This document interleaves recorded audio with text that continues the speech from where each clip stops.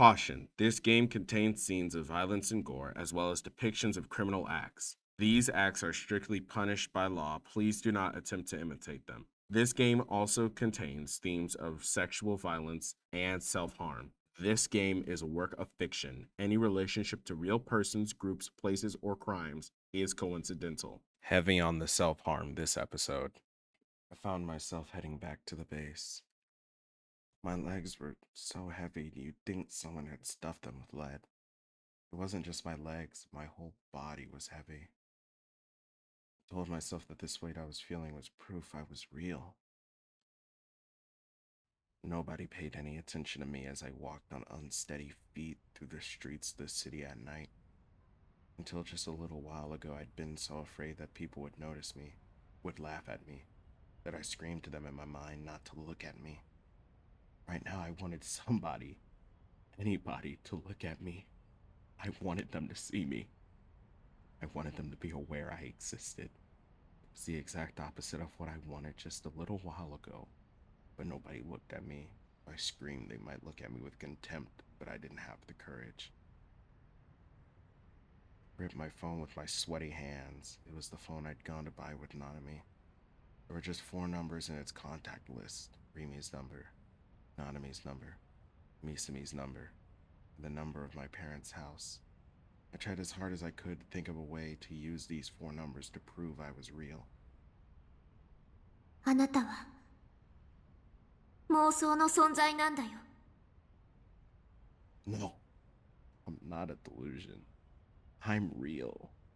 I'm Takumi Nishijo. I'm 17 years old. I'm a second-year student at Suimei Academy. I have a mom, a dad, and a little sister. I 助けて。僕を証明して。was shaking terribly. My teeth were chattering. I was cold, but I was shaking. 助けてよ。The number I chose was Misami's.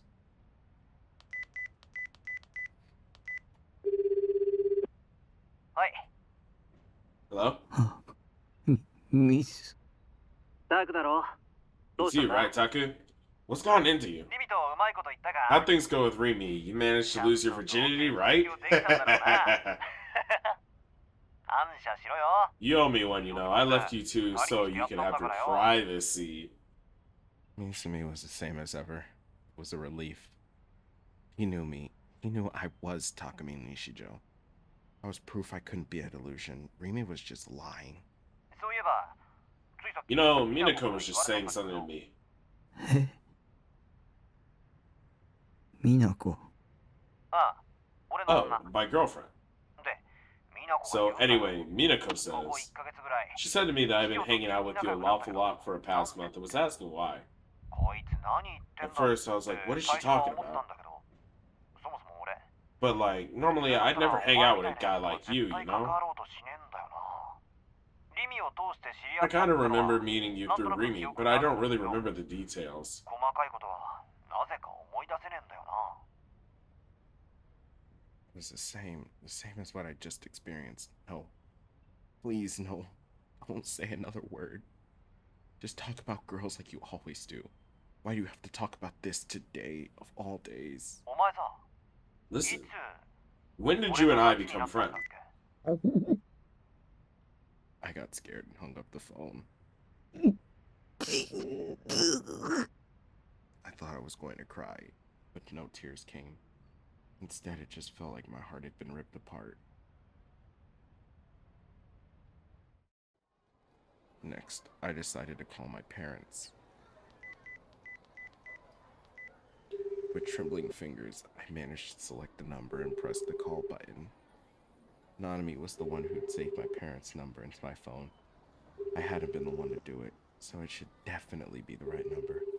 Would Dad be at home at this hour? Or would Mom pick up? Was Nanami there? If they did pick up, what would I say? Was I supposed to ask if I was really their son? They might think I was an idiot. It was a stupid question after all. And what if they said no? What if they said our Takumi is in the living room eating dinner with Nanami? What if I called them to prove I was real and ended up proving I was fake? What if they said Who are you? All kinds of terrible thoughts filled my head. I didn't want to know. I was so scared. I was going crazy. It hurt to breathe. I couldn't get the air to go in my lungs. And then someone picked up. I tensed as I held the phone up to my ear. あなたがおかけになった電話番号は現在使われておりません。番号をご確認の上、もう一度おかけ直しください。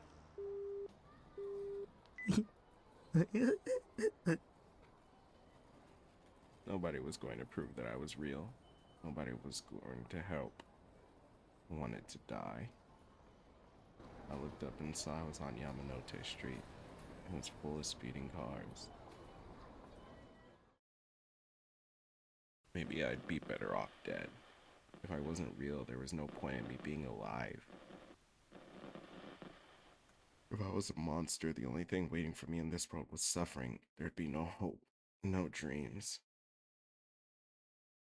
My own existence disgusted me. I wanted to be free from all this. If I died, I could be free. If I was dead, I wouldn't have to think about things. I wouldn't have to suffer. Nobody would laugh at me anymore. Nobody would betray me anymore. I longed for nothingness. I took a heavy, slow step forward. I found a spot without a traffic light. I staggered out into the road. I felt like a salvation was waiting for me there. Bright light instead of a car's headlights, the piercing noise of a car's horn, the unnerving sound of screeching brakes. Come on, kill me. I'm not real. I'm a monster. The impact never came. I opened my eyes. The car stopped in front of me. I was still standing in the middle of the road. The driver got out and was screaming something at me. He was poking me in the chest and yelling, "Why?" I fell to the ground and started to cry. どうして引き殺してくれないんだ。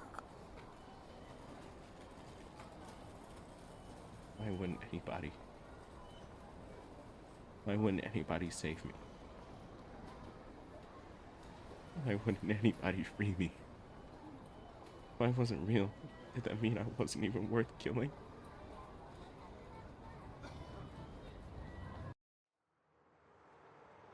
Rima took out her phone as she walked beneath the train tracks at Shibuya Station. She'd come straight here after leaving Takumi. She picked up the name labeled Nana out of her contacts and called it. The phone picked up immediately. Yeah, it's me. I have something to tell you, actually. I'm thinking of going to save Nana. Rimi had a good idea of who had Nanami and where she was being held. She'd been in the same position herself. It was a part of her past she'd wanted to forget, but if it meant saving Nanami, she was willing to face her memories. The person on the other end of the phone reacted just as she had expected. Rimi chuckled.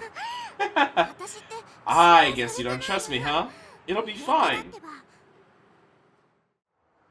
Both her voice and expression seemed happy, even cheerful. There was no sign of the iron will inside of her. Looking at her, you'd think she was just having a normal conversation. It was a long time ago anyway. And between my feelings and saving Nana, it's obvious which one is more important. I told you, I want to help you. And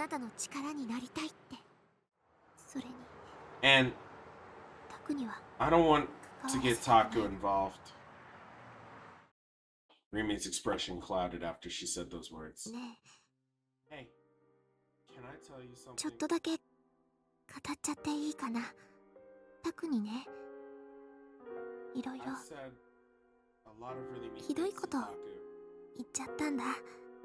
しかもそんなことしておいてすごく自分勝手なんだけど、 But 私 I had a lot 彼 of と fun. 一緒に過ごした時間はとっても楽しかったって何もかもが I mean, 妄想でまみれ it's た just ま lies やかしでしかなかったのに strung together with delusions.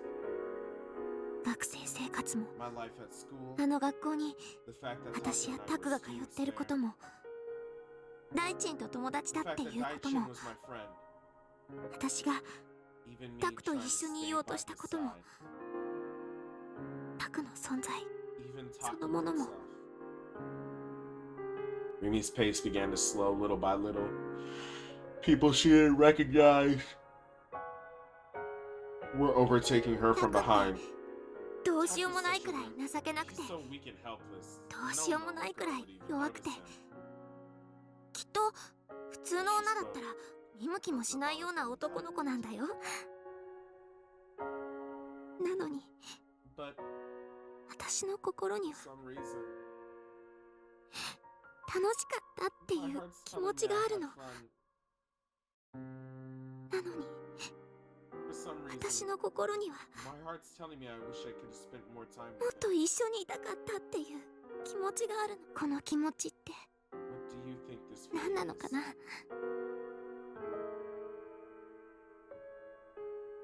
She looked up at the neon lit sky.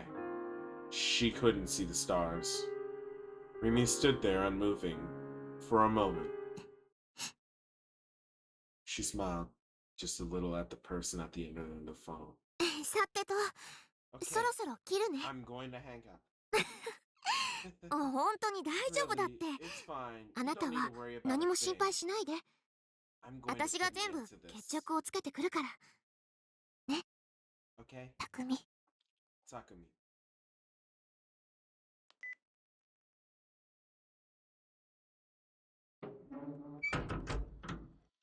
I no longer had the strength to do anything. The next thing I knew, I was back at the base. I must have gotten here somehow after failing to kill myself on Yamanote Street, but I couldn't remember how. このコンテナって誰がどうやってここまで運んだんだろう Until now, I'd never even thought about it, but now I realized just how bizarre it was. It made me feel even worse. When I closed the door, the room became pitch black. I leaned up against it, motionless. The only sounds in the quiet room were the rumbling of my computer fan and my own shallow breathing. I thought that maybe in the darkness, I wouldn't have to think about how ugly I was. The opposite was true. With this silence and the darkness surrounding me, Mimi's cruel words were echoing in my mind over and over again. あなたは妄想の存在なんだよ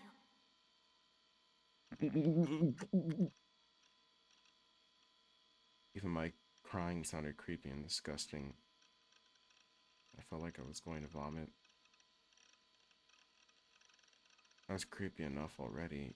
If I didn't even exist like regular people did, that was even worse. I just wanted to disappear.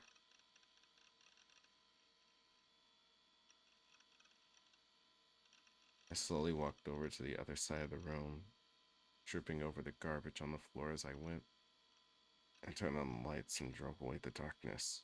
My eyes fell on the Sadatown figure on my desk. I grabbed it and slumped into my chair. I held Sadatown close to my chest.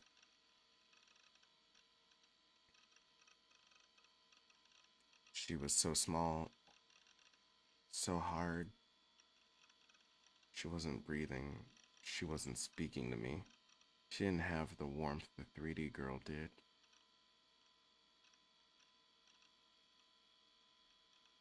But right now, Sadatown was all I had. Rimi had left me. Nanami was missing. Senna tried to kill me. Kozupi hadn't tried to stop her. Yua was my enemy, and Ayase was in the hospital. These were the only girls whose names I knew, and none of them were going to do anything to help me. I thought he was cruel. He didn't care about a monster like me. I gripped Sadatan with shaking hands, tighter and tighter, until I thought she'd break. I wanted to just disappear. But if that's what I thought, Why not do something about it? I was just pretending to be the hero of my own big, sad story. Nobody would take pity on me if I just sat here feeling sorry for myself. Nobody was looking at me. Everybody had abandoned me. No, they'd never even been close enough to me to abandon me. I never had any friends. I didn't even have a family.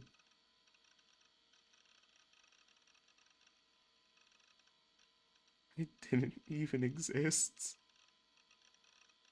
オタクばっかり並べてる。 Fine then. Just die already.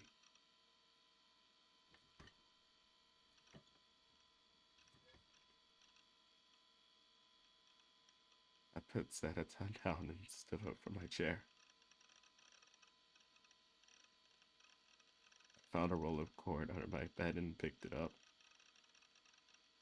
I made a loop in it big enough for my head to fit through.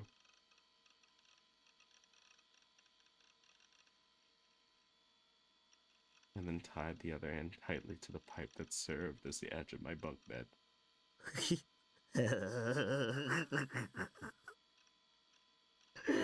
死んでやる、死んでやるよ、死んでやるんだからな。There's nobody who stopped me. There's nobody but me in the room, of course. The cord was tied pretty tight. I realized that dying might be easier than I thought. I stuck my head through the loop and wrapped it around my neck. Bunk bed wasn't tall enough for me to hang myself from it while standing. But if I kicked my legs out from under me, that wouldn't matter. All I needed was the courage to do it. I gave Zeta-tan one last glance. She was smiling at me from the desk. The only ones who were there to see me go were Zeta-tan and the rows of wives on my shelves. I was so sad, so lonely. I felt the sniffle in the back of my nose. さよなら。 I put my whole weight into the cord and kicked my legs out in front of me. The cord tightened around my neck. I could feel the pressure. It was biting deep into my flesh. It hurt. I realized both of my hands had their fingers at my neck, trying to loosen the tight noose. I went to bring my legs back down and stand. But then I wouldn't be able to die. If I didn't keep putting my full weight on it, I wouldn't be able to strangle myself. I decided to just endure the pain. My throat hurt.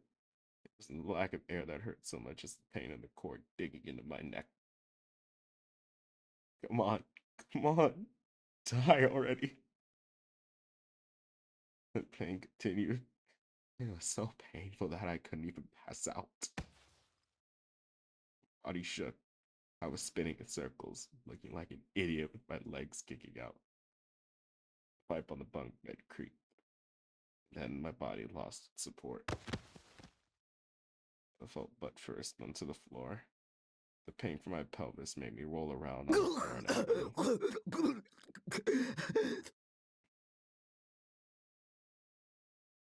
I gasped for breath. I looked at the cord with teary eyes and saw it snapped in two.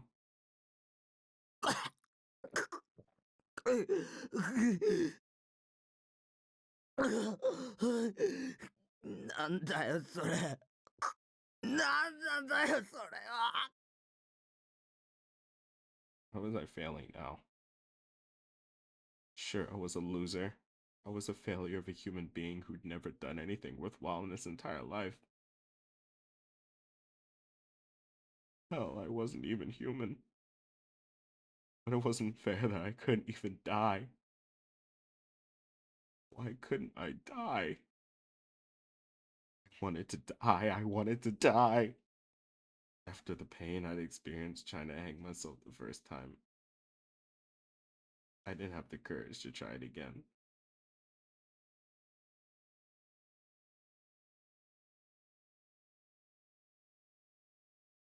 楽に死ぬ方法を誰か教えてよ。 Even now, I was still looking for others to help me.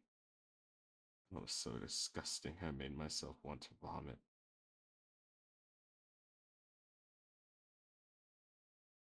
I really was just so pathetic.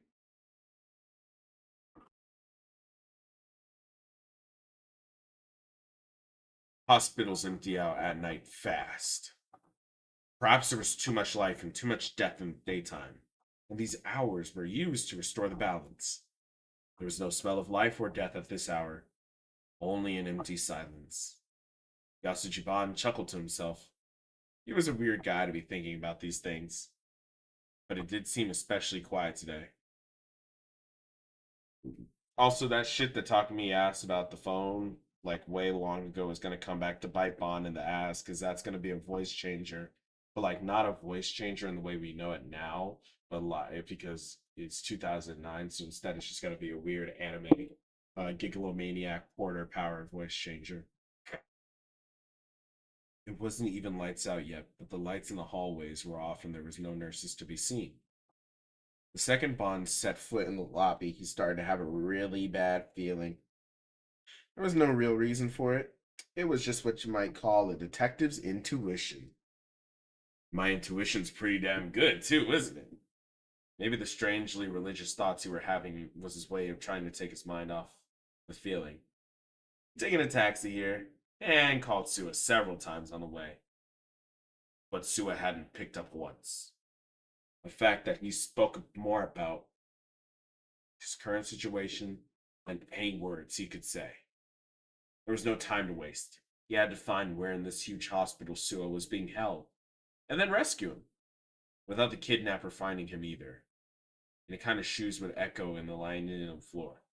Bond had taken off his leather boots when he come into the lobby. It was almost winter. He could feel the coldness of the floor through his socks, and it made him shiver. The sound of the main entrance door opening echoed through the lobby before he heard the girl calling his name. When he saw Yua Kusunoki come into the lobby, he was so stunned he couldn't speak. He quickly ran over to the girl. She's gonna reveal that she has it. She had a nervous look in her eyes as he glanced around her. Hey, what are you doing here? I told you to go hide. すみません。 I'm sorry, but Bond looked around for a moment to say, but she was nowhere to be found. Bond scratched his head. She'd come here alone. 今すぐ戻れ。 Get out of here now. 遊びじゃねえんだ This ぞ。 shit isn't a game. それは分かって I いる know つもり that. 分かってるなら帰る Then んだ。 go. Then he heard a creaking sound coming from one of the hallways connected to the lobby. The hallway was empty and dark, and in the middle of it was an empty wheelchair slowly coming toward them. Almost at the same time, they heard the sound of someone running up the と stairs. にかくユアちゃんは帰れ。 Just いい leave! な。 Go! Bond spoke, then started to run. He raced up the stairs, following the sound of the footsteps, without bothering to wait for her answer. He was faster and more agile than you would ever think from his usual laid-back attitude. It's just my attitude, my attitude. Following the footsteps led him to the roof of the outpatient building. There was a little garden there with planters full of flowers. It was probably a place of relaxation for the patients here, but unfortunately it wasn't lit up. He couldn't tell what kind of flowers were blooming all around him. The wind was strong up on the roof. Still out of breath, he glanced quickly around him. The man whose footsteps he'd heard had definitely run up here, but then he'd disappeared. Had he fallen for somebody's trap? The footsteps almost seemed like they were there to attract his attention. The only possible reason was that they wanted to lure him out here. Bond didn't have a gun on him right now. He was nervous without a weapon. He looked around to see if anything might serve as one, but came up empty-handed. He gulped and wiped the sweat on his forehead away with his fingers. One step at a time, he proceeded toward the center of the garden. There were plenty of places for a person to hide. Behind that bench or on the other side of that planter. He sharpened all his nerves to be ready no matter where the attack came from. The center of the garden was a big circle with benches all around its outer perimeter. He looked at each one in turn and then noticed something strange in all of them. He slowly walked over to it, being careful not to let his guard down. As he got closer, it began to take shape.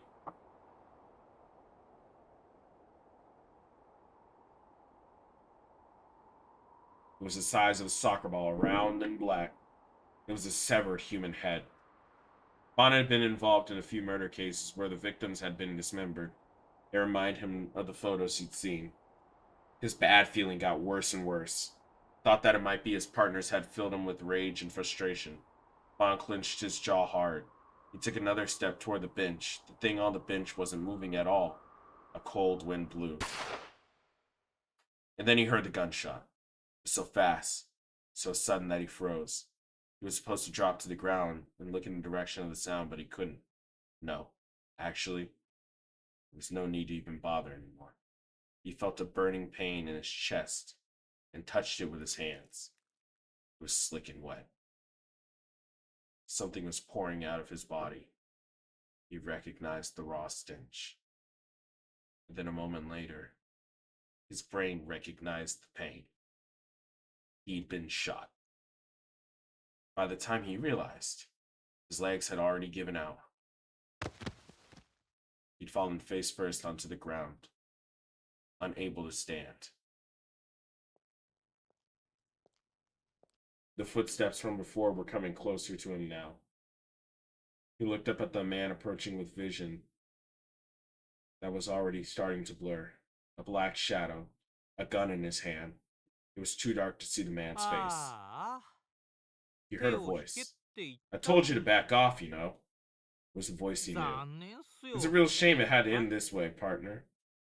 Mamoru Suwa walked right past his older partner, whispering in a mocking tone.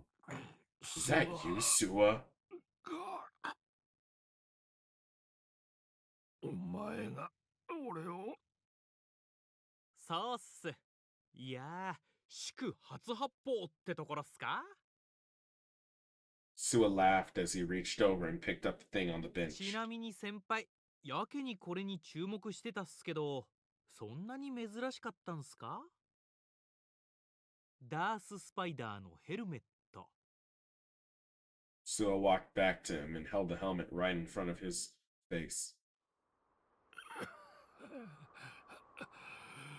ざまねえ。 Where in the chest did he get shot? Is he gonna die? Because you was gonna behead this dude, alright? We can tell, but... Hold on, let me just... He chuckled. He could barely even see now. His limbs felt terribly cold. There was a pain in his chest, but it wasn't unbearable. He felt an intense gaze, like somebody was looking at him. But he couldn't tell if it was Suwa or someone else.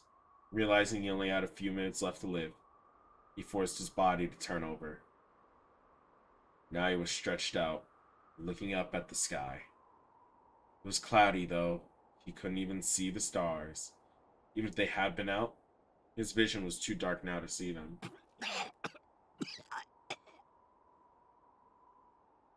As he coughed, he could taste the blood in his mouth. そう。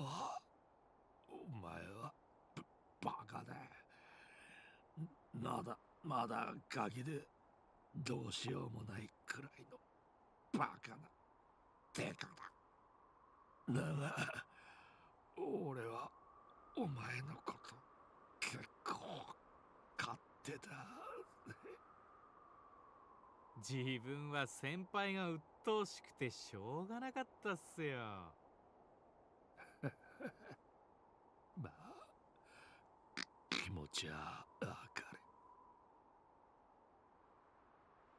His breathing was getting rapidly shallower.